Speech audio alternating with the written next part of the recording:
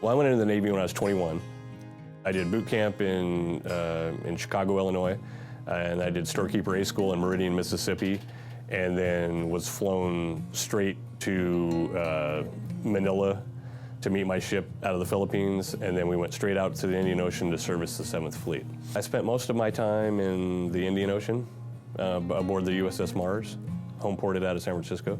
After 3 years on my ship, I knew my time was up, and of course I could have re-enlisted, but I was newly married, had a young daughter at home, and I really missed them, and I wanted to come home and be with them. I went right back to work in the civilian occupation. I worked at the boat manufacturing plants in the late 80s and early 90s in Eagle Point, Sam's Valley, White City. A few years ago, I all of a sudden woke up and had this intense pain. I literally couldn't function. So I was unable to work. I lost my job and then just started focusing on trying to find a doctor that could fix me.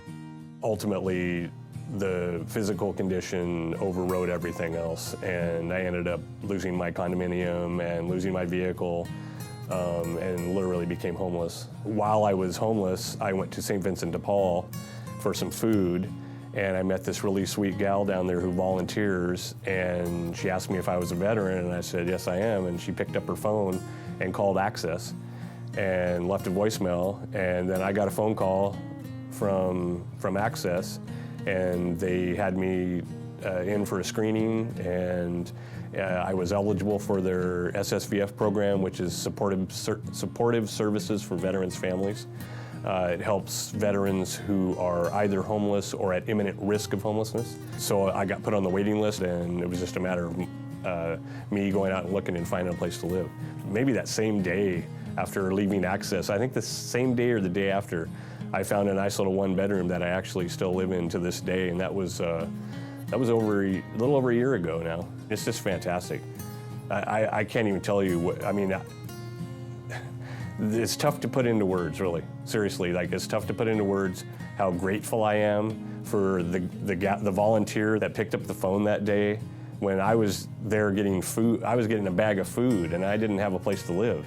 And now, by her picking up the phone and calling Access, and Access taking action and calling me, and then using the funds that they've been given by the Veterans Administration, I'm now living in a home again. I've got a roof over my head, I have a bathroom, I have a bedroom, I have a living room, I have a kitchen. You know, that was, never in my life did a little humble home ever mean so much to me. And that's why this ending homelessness for veterans program is so special.